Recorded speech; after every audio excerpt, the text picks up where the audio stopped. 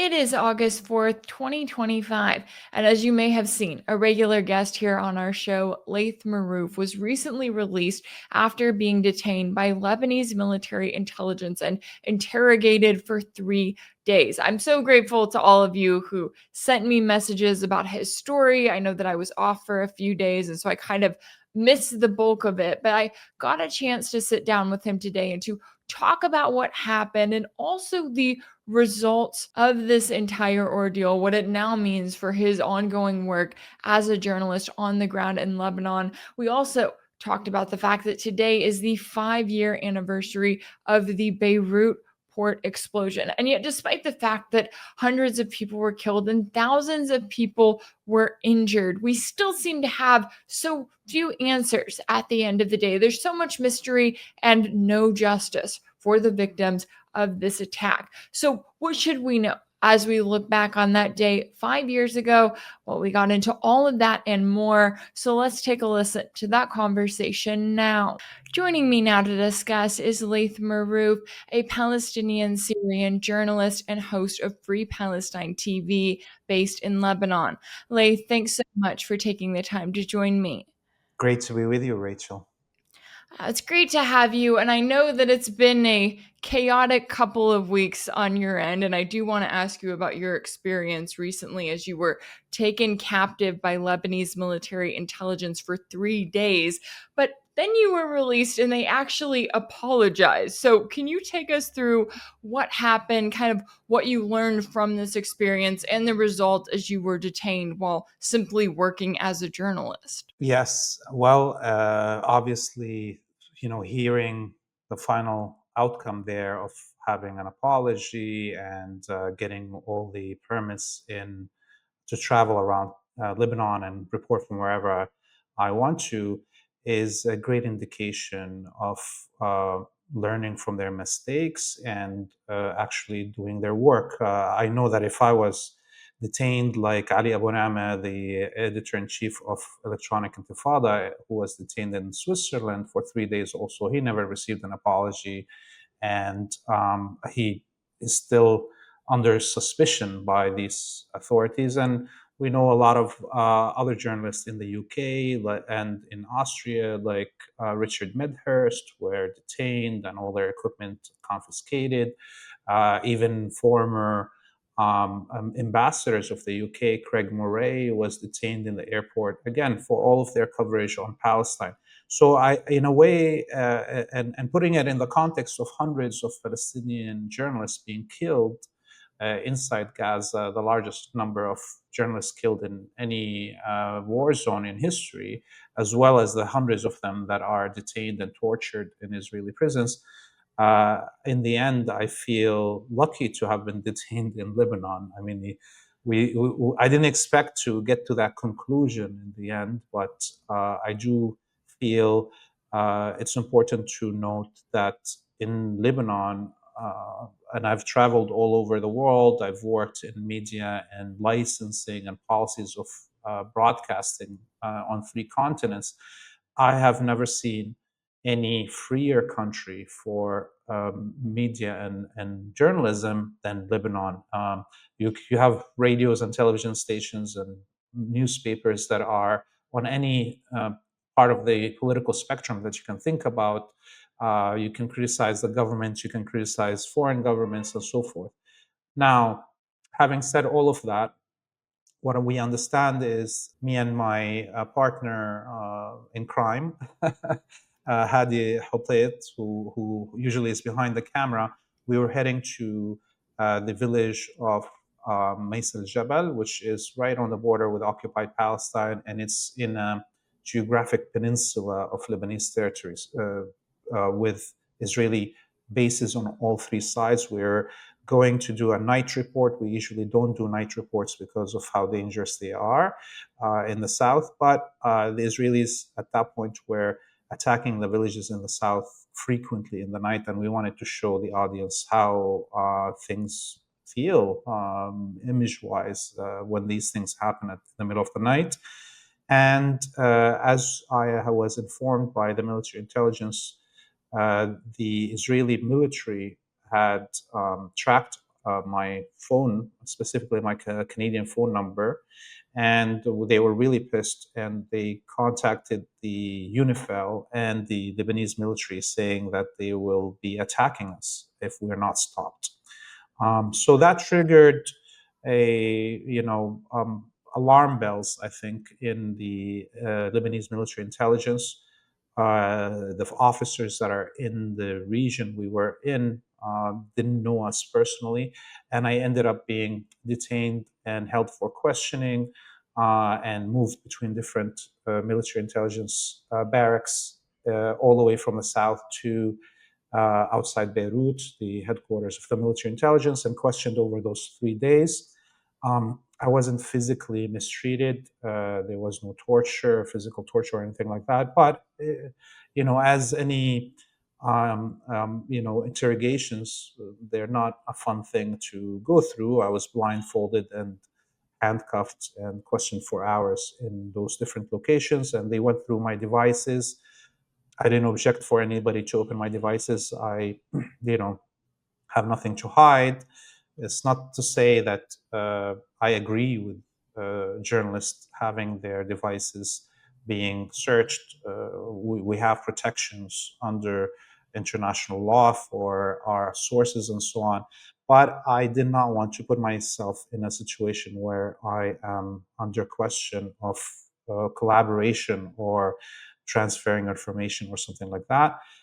They checked all the numbers that are in my phone and communication with anybody inside occupied Palestine. And because of my more than 20 years of working in the media and my time hosting under the olive tree a Palestinian radio show, the only Palestinian radio show in Canada, and training tens of youth to go down to occupied Palestine and report from there, as well as my term as the executive director at Free Palestine TV, where we again trained tens of youth in the West Bank to cover the attacks there. That meant there was hundreds of numbers from inside occupied Palestine in my phone, and they had to research each and every person. And the only thing that they were worried about was my contact with Gidon Levy, the world famous journalist from Haaretz newspaper, the oldest newspaper in the Zionist colony, and he's a critic of the Zionist regime. I had toured him in Canada in the year 2003. Oh, wow. 22 years ago, I toured him in universities in Canada during my student activism years. And I haven't contacted him since then, but his phone number was in my phone. And they asked about that. And obviously, they got their answer and information. Eventually, because of the mass public outcry from all those viewers that are from your show, Rachel, and other shows that I appear on regularly, and the followers of Free Palestine TV. Hundreds of emails and calls were made to the Canadian Embassy, and the Canadian Consul General arrived at the military intelligence barracks, and within hours I was out after that. Wow, that is crazy. And going from the start of it, from, you noting you guys are going out to not just film a report, but to show the attacks that Israel is carrying out, and then getting to this point where you're finally set free. I mean, I can't imagine, but I know that even in those places, and obviously, we are seeing this massive war against journalists who are speaking out about Palestine, speaking out about the Palestinians' right to even to exist on their land. All of that is frowned upon. All of that, the US and Israel and everyone in the West, being the Western politicians, they want to try to censor it. That is just crazy. But I'm glad that there was the public outpouring of support that there was. I know that I was off that week and I came back to a number of messages. So I'm glad that people were speaking out and kind of saying, hey, we need to raise awareness about this, because you're right. So often these journalists do not get that treatment, right? They do not get the ability to have people respond. They are just, their lives are taken far too soon. And I know that that has happened in Gaza at a record rate at this point. And, it's been interesting over the last weekend as we've seen these massive protests happening over in Australia. You're seeing, countries like the UK and France saying, hey, okay, we're going to recognize a Palestinian state. That's something we may consider. How do you view sort of where support stands for Palestine right now, the significance of it, and kind of how much hope is there? Because I know I can get a little bit cynical when it comes to sort of the overall state of things, but how do you view where things stand? I am very optimistic, even in this dark moment of mass starvation and genocide in Gaza. And I say this, with bitter feelings, as all of us watching this situation nonstop for 24 hours a day on our social media for 2 years. I say that because I worked in public education campaigns around Palestine and on campuses and universities in Canada. I was the first Arab to be elected to the executive of any student university in Canada in the year 2001. I mean, I was unlucky, really. Just it happened a few months before September 11. So I ended up being the number one enemy of the Zionists, and even the Zionist lobby in Canada calling me the Osama bin Laden of Canada. This, a young man that have nothing to do with religious extremism being portrayed as this. But throughout my work, I could see how the education campaigns, both in the universities and in the public, in the unions and women's groups and so on that we worked on, were beginning to, reach their fruition point.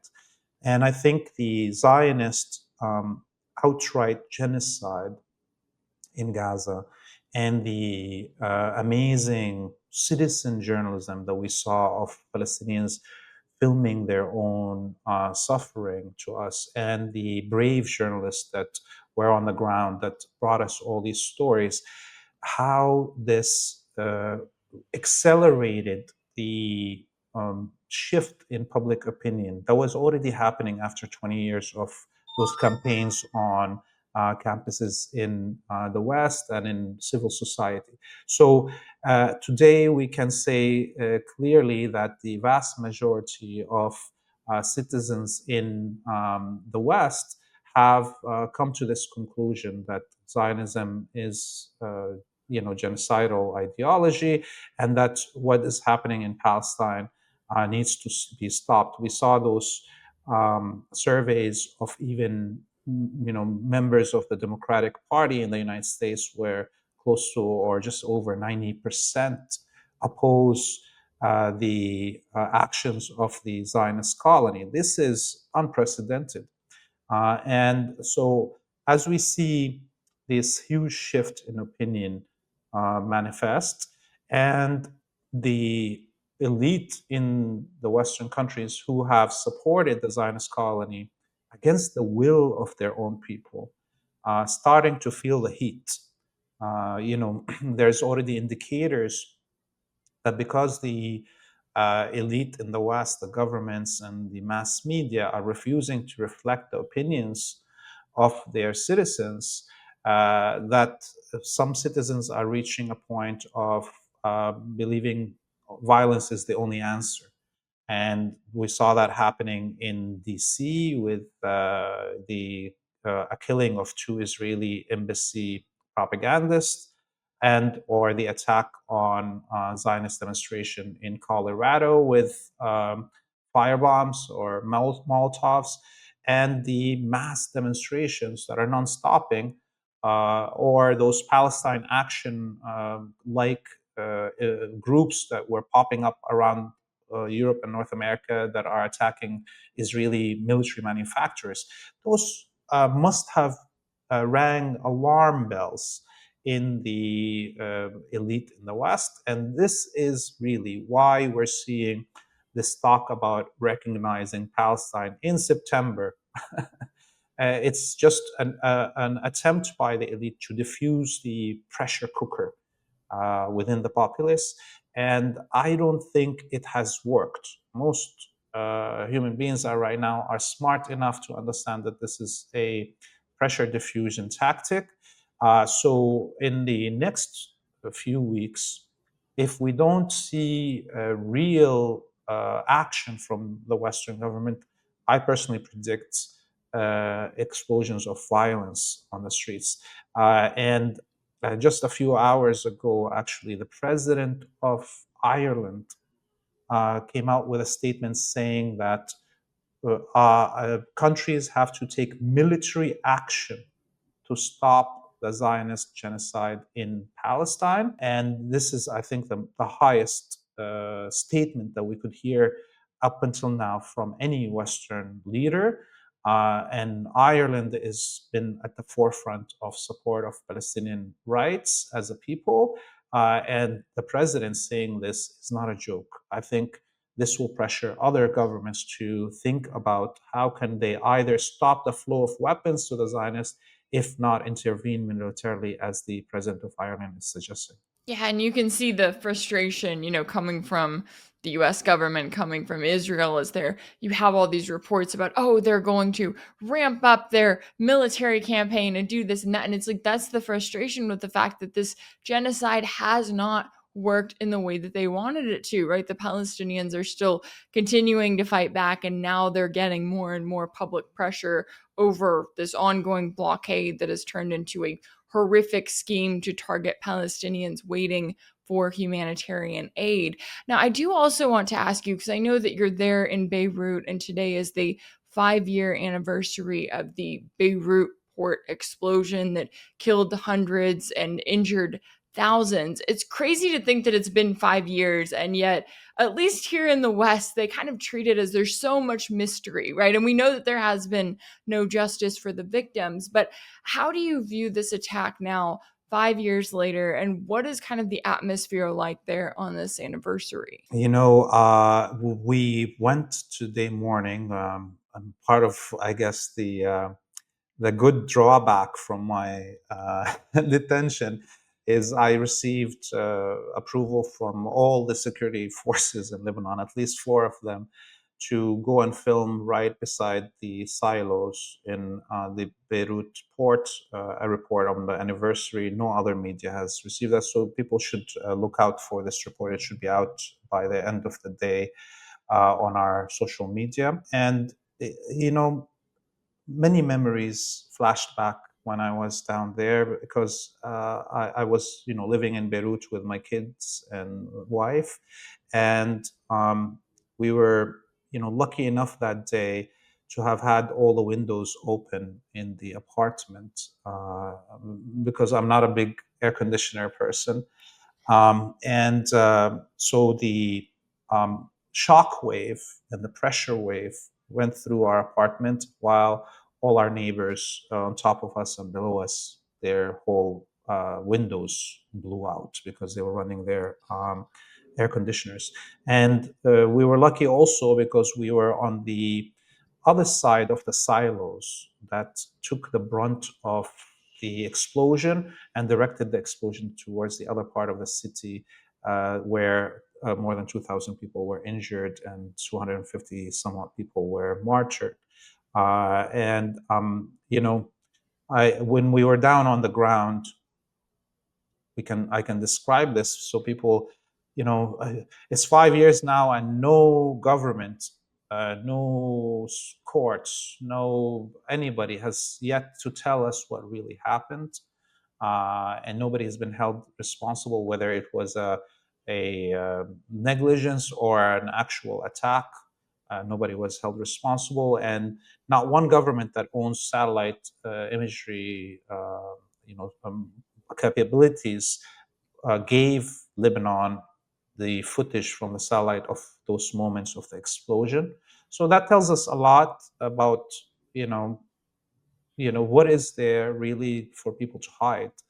Another thing that we should note is the pier or the queue where the explosion happened is made from fortified cement, metal fortified cement, and it's built on bedrock inside, stones in the ground under the sea. and there is a 40-meter deep, uh, perfectly circular crater that goes in the pier and in the bedrock, and you can see it from Google Maps and Google Earth. This is how it is, and historically, there's never been a nitrate explosion that left a crater. I'm a Canadian. The biggest explosion in the history of Canada is the explosion of the port of Halifax, where a ship carrying nitrates exploded in the port of Halifax, which wiped out the whole city because it's all made of wood housing, but it never left a crater. To have a crater, it means you need a charge that is shaped, directed down. This was a warehouse full of nitrates that laid in over each other with nothing pressuring them to direct the explosion. The explosion should have been just up and sideways, but we see this 40-meter crater. And finally, we know the ship that brought this nitrate in 2013 was a ship coming out of a port from the Ukraine, heading to supposedly somewhere in Africa. And it decided that it has a technical problem, this ship, in 2013. And the UNIFIL shipping blockade on Lebanon allowed this ship to enter Lebanese territory without searching it. And when it got to the port, it's just this, the owners of the ship abandoned it. The owners of the shipment of nitrate abandoned it. And even the crew were abandoned for 9 months on the ship, not allowed to enter Lebanon, before finally the Lebanese authorities felt sorry for them and deported them. And at that moment in 2013, there was huge amounts of nitrates being smuggled into Syria to help the terrorists create roadside bombs and build attacks against the Syrian government and the Syrian military. So we can, from all these things that leave us all these question marks, even if we don't know the details or what the real answer is, it's clear that the official approved story that this was a mistake, so that some Syrian welders by accident set fire to bags of nitrate that has been soaked in water for 7 years, somehow created this huge explosion. None of it makes sense, and we have more questions than answers even 5 years from the date. Yeah, no kidding. And it's crazy how, I mean, I know that a lot has happened since then, but as you're noting there, we have all of these questions. The people of Lebanon deserve answers for everything that they have gone through. And I'm very curious to see as we continue on down this road. I'm glad that you're getting more freedom in terms of the geography in which you're able to report from, and looking forward to that One upcoming. thing I forgot is that Emperor Trump, within hours of the explosion in Port of Beirut, came out in front of the media live on television saying Israel blew up the port of Beirut. And then that was all forgotten. This was, in 2020 during his first term. And so, I personally believe Trump when he has these slips. But again, it's a lot of unanswered questions, and I don't think the Lebanese people will ever receive answers. Interesting. I'm trying to think. I don't know if I remember him saying that at the time, but I do. I mean, he obviously was in office. And that's the crazy part, too, because Trump does have those moments of, admitting the truth. And then he kind of goes back to the official story. I guess his handlers come in and they go, okay, no, no. But we saw, a version of that after the initial attacks that were carried out on Iran, where Trump is coming out and he's like, yeah, yeah, the US was a part of it, blah, blah, blah. And then he kind of quiets down and then backs off from it. So very, very telling, I guess, especially as now we're in this position of watching the US and Israel. I do not think that they are done with Iran yet. I know that we do have Iran responding. This is the last thing I'll bring up, that Iran has created a new National Defense Council for handling the country's affairs in wartime. So finally, what are you kind of keeping an eye on here, especially when it comes to Iran and kind of the broader tensions in the region? Because the US and Israel are not going to be able to sit still for long here. Yeah, I mean, this is an indicator of how serious the Iranian government views the threat.